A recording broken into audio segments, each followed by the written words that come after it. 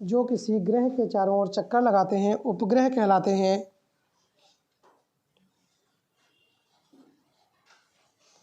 पृथ्वी का एक उपग्रह है जिसे चंद्रमा कहते हैं।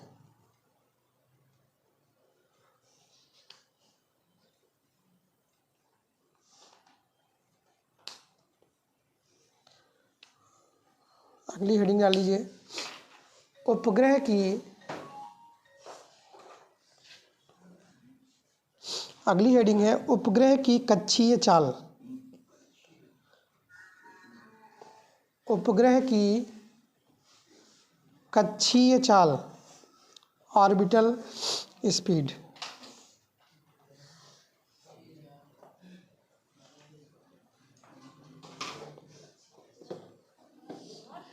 उपग्रह की कक्षीय चाल।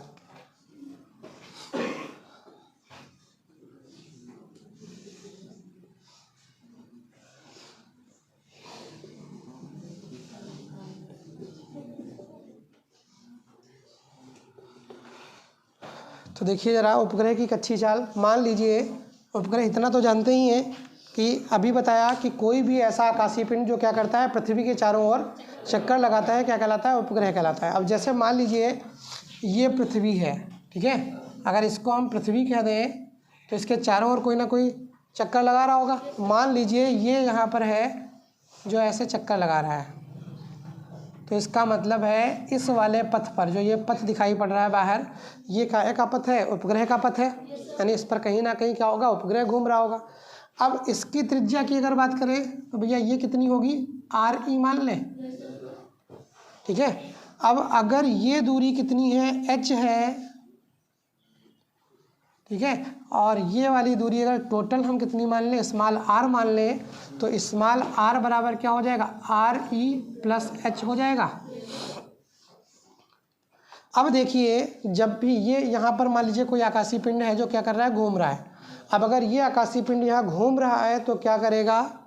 ठीक है, कभी भी अगर कोई चीज़ वृत्तीय पथ पर घूमती है तो आपको पहले भी बता चुके हैं, वृत्तीय पथ पर घूमने के लिए केवल एक ही चीज़ आवश्यक होती है, लगने वाला कुल बल अभिकेंद्र बल के बराबर होना चाहिए। अगर उस पर लगने वाला कुल बल किसके बराबर है? अभिकेंद्र बल के बराबर है, तो वो चीज़ क्या होगी?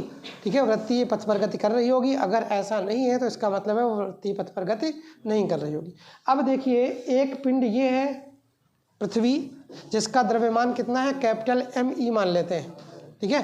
पृथ्वी का द्रव्यमान त्रिज्या RE है, इसका द्रव्यमान कैपिटल ME है। कोई सैटेलाइट है जिसका द्रव्यमान कितना है? M मान लेते हैं, ठीक है। दो पिंड हो गए, एक ये हो गया, एक ये हो गया, दो पिंड हो गए आपके। अब अगर दो पिंड हो गए तो आप सीधे कह सकते हैं कि इनके बीच कुछ ना कुछ फोर्सेस लगेंगे। कौन सा फोर्स लगेगा? न्यूटन का गुरुत्वाकर्षण बल। न्यूटन का गुरुत्वाकर्षण बल क्या होता है? F बराबर G_m1m2 अपान r², ठीक है। तो न्यूटन के गुरुत्वाकर्षण बल से, न्यूटन के गुरुत्वाकर्षण बल से अगर न्यूटन का गुरुत्वाकर्षण बल लगा देंगे तो क्या बनेगा? F बराबर G_m1m2 अपान r²। m1 का मतलब है ME और इसका मतलब ये, और नीचे क्या हो जाएगा? r², ठीक है। ये आपका क्या हो गया? ठीक है, पहला समीकरण हुआ। अब उसके बाद ठीक है क्या कर रहा है? वृत्त पर घूम रहा है, तो वृत्त पर घूमने के लिए, वृत्त पर घूमने के लिए बल F या G, इसको लिख ले, बल FG किसके बराबर होगा? अभिकेंद्र बल के बराबर होगा। बल FG अभिकेंद्र बल के बराबर होना चाहिए।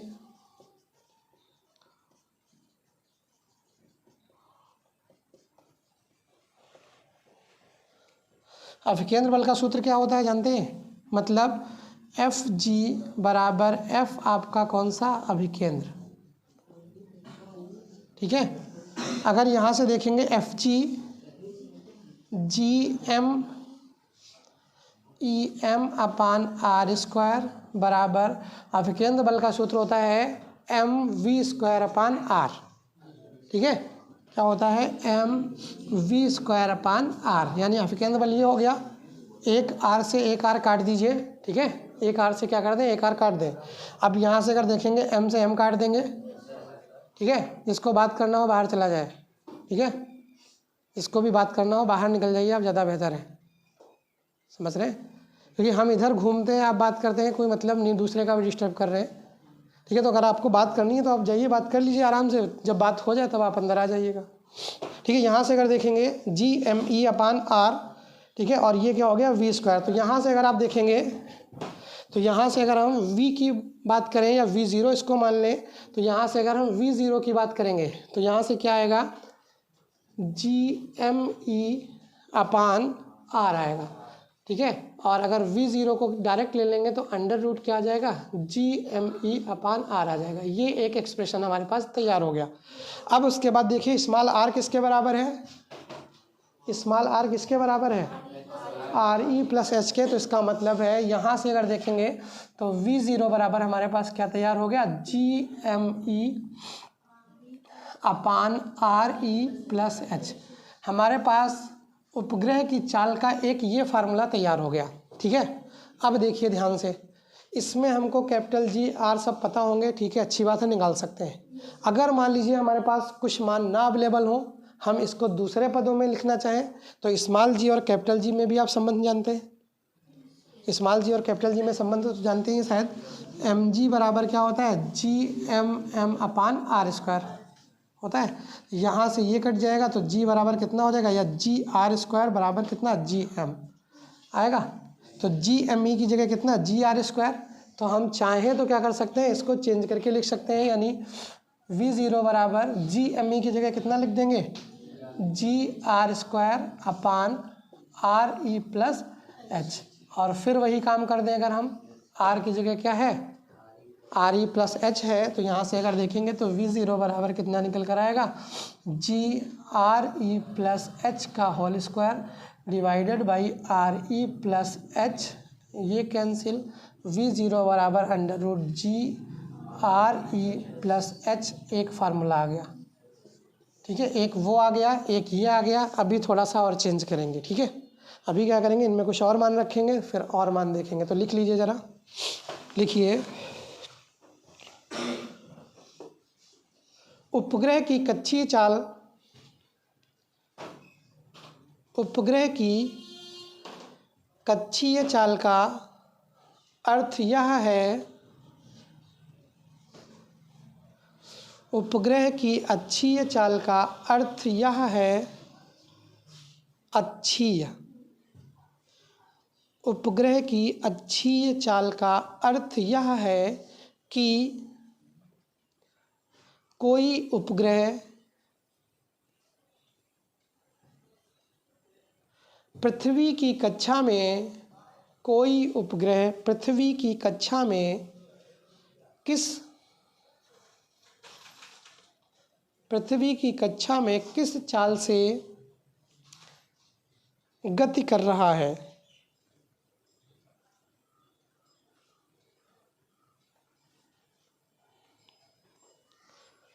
इसके लिए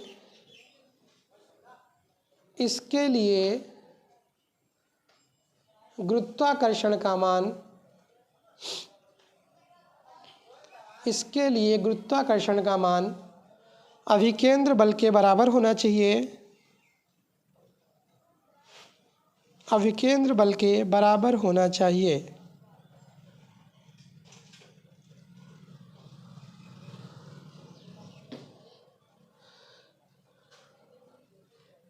ठीक है, अब अगली लाइन से लिखिएगा,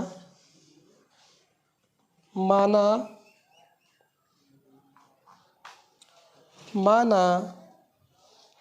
पृथ्वी का द्रव्यमान, माना पृथ्वी का द्रव्यमान ME, कैपिटल M के सफिक्स में E, माना पृथ्वी का द्रव्यमान कैपिटल ME तथा पृथ्वी की त्रिज्या कैपिटल RE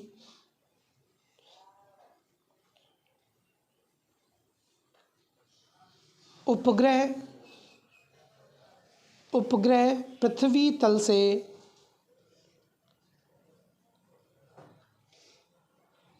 स्मॉल h दूरी पर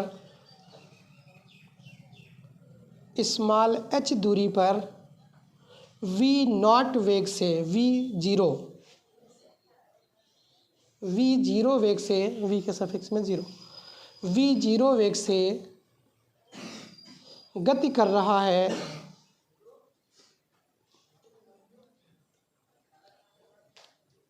जिसकी पृथ्वी के केंद्र से दूरी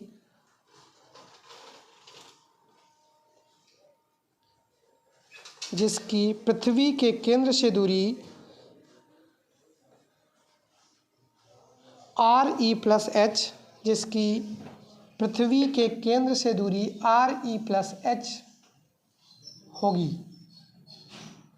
जिसकी पृथ्वी के केंद्र से दूरी RE प्लस h होगी।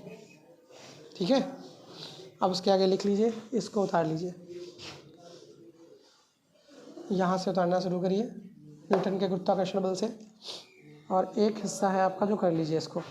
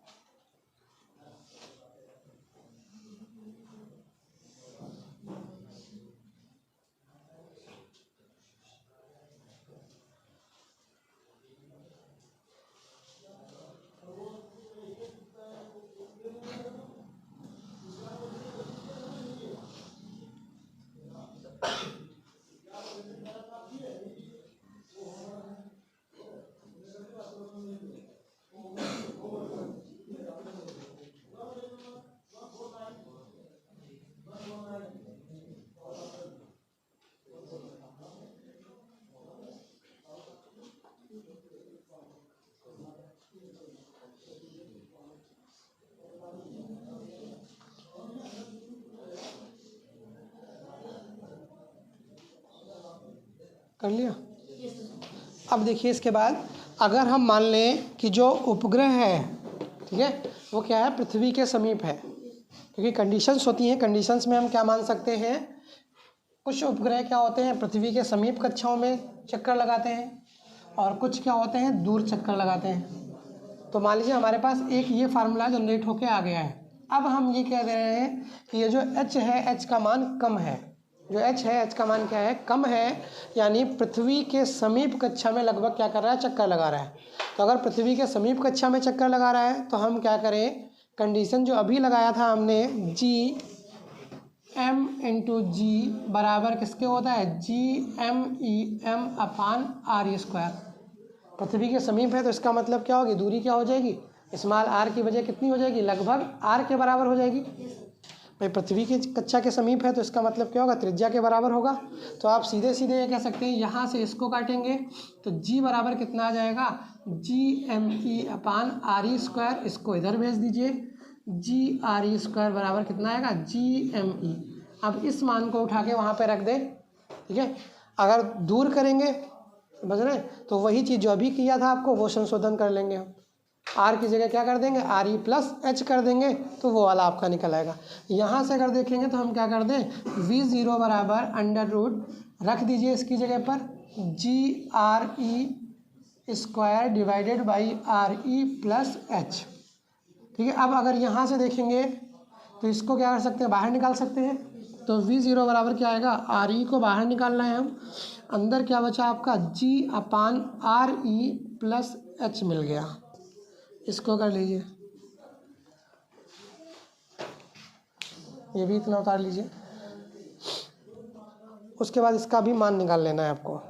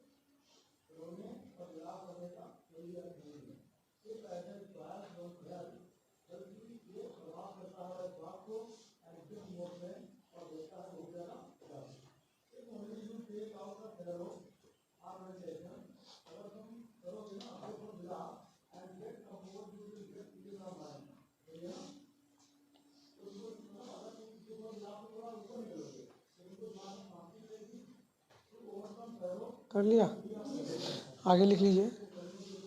उपरोक्त समीकरण से स्पष्ट है, उपरोक्त समीकरण से स्पष्ट है कि उपग्रह की चाल, उपरोक्त समीकरण से स्पष्ट है कि उपग्रह की चाल, देखिए ज़रा, ये उपग्रह की चाल है, इसमें कौन कौन से वेरिएबल हैं, खाली आर है, आर का मतलब तो फिक्सेशन हो गया 6400 किलोमीटर, जी का मान भी क्या हो गया, फिक्स हो गया, वेरिएबल केवल क्या बचा, यानी बदलने वाली चीज़ केवल क्या बची, एच, ठीक है। तो आप ये कह सकते हैं एच पर डिपेंड करता है, जो कक्षीय चाल होगी वो क्या होगी, एच पर डिपेंड करती है, ठीक है। अगर एच ज़्यादा होगा, ठीक है, अगर यहाँ पर एच का मान ज़्यादा होगा तो कक्षीय चाल क्या हो जाएगी, कम हो जाएगी, और अगर एच का मान कम होगा तो कक्षीय चाल क्या हो जाएगी, ज़्यादा हो जाएगी। यानी जितनी ज़्यादा दूर पर उपग्रह गति कर रहा होगा उतने धीरे घूम रहा होगा, ठीक है। क्योंकि देखिए इनको क्या कहते हैं, अब इसमें कुछ आते हैं, एक तो सिंपल उपग्रह हो गए, एक आते हैं भूतुल्यकाली, ठीक है, लग रहा है कोई मंत्र मंत्र पढ़ रहे हैं, भूतुल्यकाली, ठीक है, उपग्रह। तो भूतुल्यकाली उपग्रह का मतलब ये होता है कि ऐसे उपग्रह, देखिए भू का मतलब है पृथ्वी, तुल्य का मतलब समान यानी तुलना करना, काली का मतलब समय, काल का मतलब क्या होता है, समय, यानी पृथ्वी के काल के समय, मतलब पृथ्वी के घूर्णन करने के काल के समय, यानी जितना समय पृथ्वी को घूर्णन करने में लगता है उतना ही इसको घूर्णन करने में लगे तो हम इसको क्या कह देंगे, भूतुल्यकाली उपग्रह कह देंगे। क्लियर, यानी ऐसा उपग्रह जिसको पृथ्वी का एक चक्कर लगाने में 23 घंटा 56 मिनट और 4 सेकंड लगते हैं। ये वो समय है जितने समय में पृथ्वी अपनी धुरी पर, ठीक है, जानते हैं कि पृथ्वी धुरी पर बता रहे हैं, चक्कर लगाकर क्या करती है, ठीक है, घूम जाती है। यानी आप ये मस्त है, यानी आप ये कह सकते हैं, जो अगर पृथ्वी की बात करें तो जो आपका देखिए पृथ्वी का जो सिस्टम है, वर्ष और दिन शायद जानते होंगे, ये क्या होते हैं, घूर्णन के अनुसार डिसाइड होते हैं। वर्ष क्या होता है, वर्ष चक्रण के अनुसार डिसाइड होता है, ये तो होता है। वर्ष क्या होता है, चक्रण के अनुसार डिसाइड होता है, यानी जो वो चक्रण कर रहा है, यानी जो घूम रहा है, कितने समय में घूम रहा है, जानते होंगे शायद 365 सही 1/4, 365 सही 1/4 दिन में पूरा का पूरा एक सूर्य का चक्कर लगा लेता है। ये 1/4 जो है, यही चौथे साल 1 हो जाता है, ठीक है। इसीलिए चौथे साल में कितने होते हैं, 366 दिन होते हैं, जिसमें फरवरी कितने की होती है, 29 दिन की होती है। इसको हम क्या कहते हैं, लीप ईयर बोलते हैं। और वो लगभग क्या होता है, ऐसे साल होते हैं जो 4 से भाग हो जाए, कि कोई साल लीप ईयर होगा कि नहीं होगा चेक करना है आपको, तो क्या कर दें, 4 से भाग हो जाए। जैसे 2020, ठीक है, 4 से भाग करिए, 4 पंचे 20, 4 पंचे 20, यानी भाग हो गया, तो इसका मतलब 2020 था आपका लीप ईयर। अब उसके बाद क्या होगा, 4 साल और जोड़ दीजिए, 24। अब क्या होगा, 2024 आपका लीप ईयर होगा, मतलब 2024 में फरवरी कितने दिन की होगी, 29 दिन की होगी। यानी आप ये कह सकते हैं, ये लीप ईयर का कॉन्सेप्ट है जो यहीं से निकल कर आता है। अब ये जो समस्या जनरेट हुई है, ये हुई कहाँ से, यही सेम सिस्टम आपका धुरी पर घूमने का भी। धुरी पर भी पृथ्वी को पूरे 24 घंटे नहीं लगते हैं, क्योंकि हल्की सी क्या है, 23.5 डिग्री के आसपास झुकी हुई है। तो आप ये कह सकते हैं कि पृथ्वी को अपनी धुरी पर भी घूमने में पूरे के पूरे 24 घंटे नहीं लगते हैं, 23 घंटे 56 मिनट और 4 सेकंड लगते हैं। तो ये जो समय है, ये पृथ्वी का अपनी धुरी पर घूमने का समय है। अगर इतने ही समय में कोई उपग्रह अपना चक्कर लगा देता है, तो उसको हम क्या कहते हैं, भूतुल्यकाली उपग्रह कहते हैं, ठीक है। यानी कहने का मतलब है, अब अगर बात करते हैं, यहाँ पर एक इनका वेग डिसाइड होगा, जो आपने ये निकाला है फार्मूला। यहाँ से अगर देखा जाए तो केवल किस पर डिपेंड है, पृथ्वी की त्रिज्या पर डिपेंड है, और उसके बाद किस पर डिपेंड है, एच पर डिपेंड है। जी तो फिक्स है 9.8, ठीक है। ये आपका त्रिज्या पर डिपेंड है, त्रिज्या से मतलब ये पृथ्वी की त्रिज्या भी फिक्स है, पृथ्वी के लिए तो फिक्स है। दूसरे ग्रह का होगा तो त्रिज्या का मान रखेंगे, दूसरे ग्रह का क्या आ जाएगा, आपका जो कक्षीय वेग है वो निकल कर आ जाएगा। तो लिख लीजिए जरा, एक लाइन लिखिए, किसी भी उपग्रह का कक्षीय वेग, किसी भी, अरे भाई चाल लिख लो, बात वही है यार, वेग और चाल में कोई अंतर नहीं है। किसी उपग्रह की चाल उसके द्वारा तय की गई ऊंचाई, उसके द्वारा तय की गई ऊंचाई तथा पृथ्वी की त्रिज्या पर निर्भर करती है, उसके द्वारा तय की गई ऊंचाई तथा पृथ्वी की त्रिज्या पर निर्भर करती है।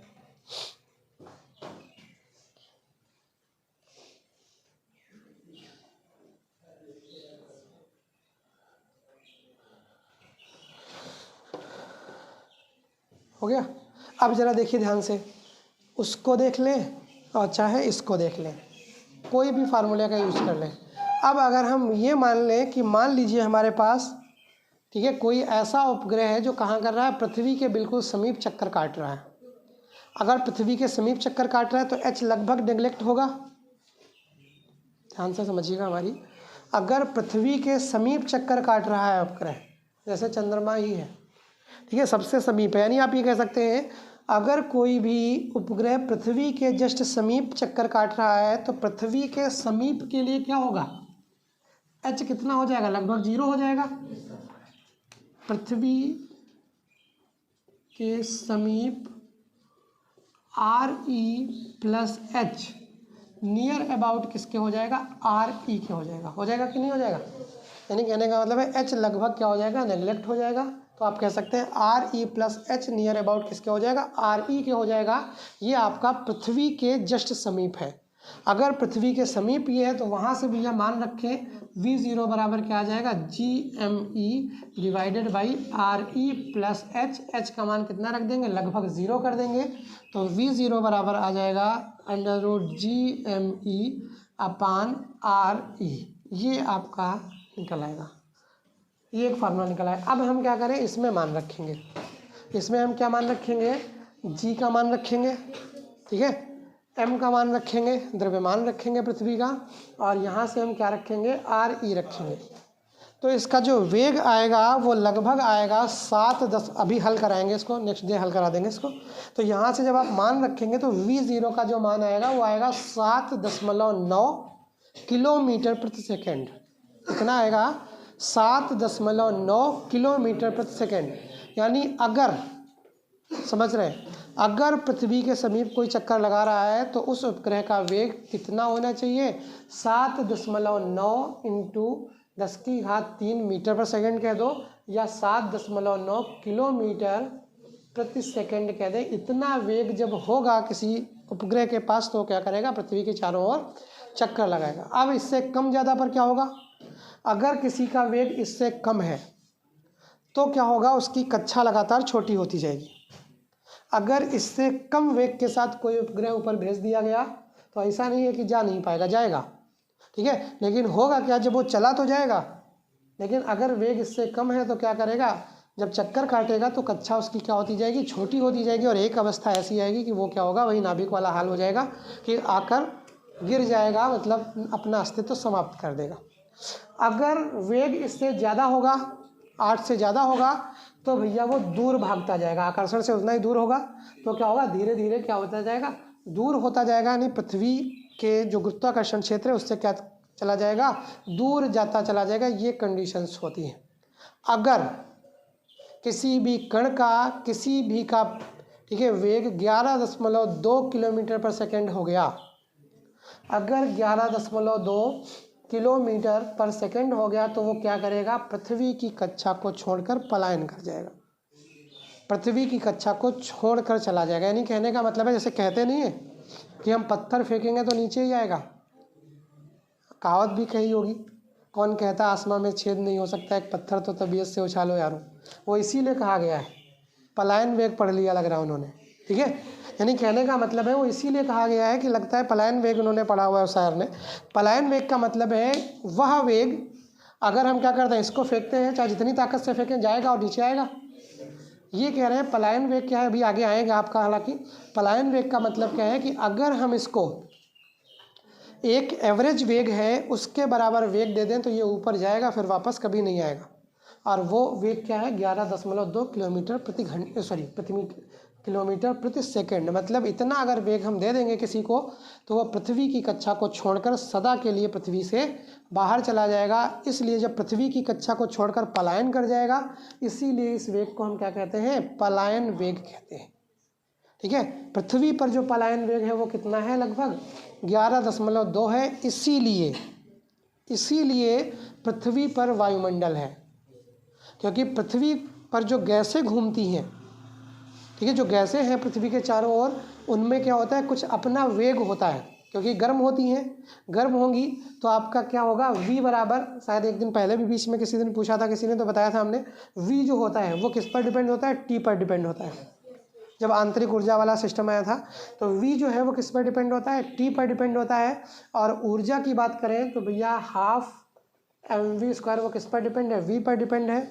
या आप अप्रत्यक्ष रूप से कह दीजिए उसकी ऊर्जा काहे पर डिपेंड है, ताप पर डिपेंड है, ठीक है। तो क्या होता है, जब गैसें गर्म होती हैं तो ऊपर जाती हैं, और ऊपर क्या है, पलायन तो कर नहीं सकती, क्योंकि गैसों का जो वेग आता है वो लगभग 2 के आसपास या 3 के आसपास आता है, जबकि पलायन करने के लिए वेग कितना चाहिए, 11.2। इसलिए वो पृथ्वी को छोड़कर या पृथ्वी के वायुमंडल को छोड़कर यहाँ से बाहर नहीं जा पाती हैं। तभी कहा जाता है कि पृथ्वी के चारों ओर क्या है, एनवायरनमेंट है, यानी वायुमंडल, जबकि चंद्रमा के चारों ओर क्या है, वायुमंडल आपका नहीं है। कारण इसका है कि चंद्रमा पर जो पलायन वेग होता है वो 4 के आसपास होता है, जिसको वहाँ की गैसें जो होती हैं वो पलायन कर जाती हैं, यानी गैसों का वेग 4 से थोड़ा ज़्यादा हो जाता है, जिस वजह से वो क्या करती हैं, ठीक है, पलायन कर जाती हैं। मतलब इसके ग्रह को, सॉरी चंद्रमा को छोड़कर, ठीक है, निकल जाती हैं। इसीलिए कहा जाता है कि चंद्रमा पर क्या है, इन्वायरमेंट नहीं है, क्योंकि वहाँ का जो पलायन वेग है वो आपका गैसों के नियत वेग से या नियमित वेग से क्या है, कम है।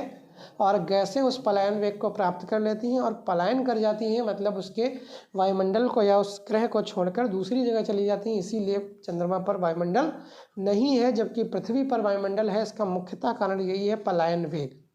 ठीक है, अब अगले दिन बताएंगे आपको पलायन वेग और उपग्रहों की गति वाला। चलिए, अब इसमें आपको सवाल बता रहे थे एक दो, उन जरा सवालों को देखिए।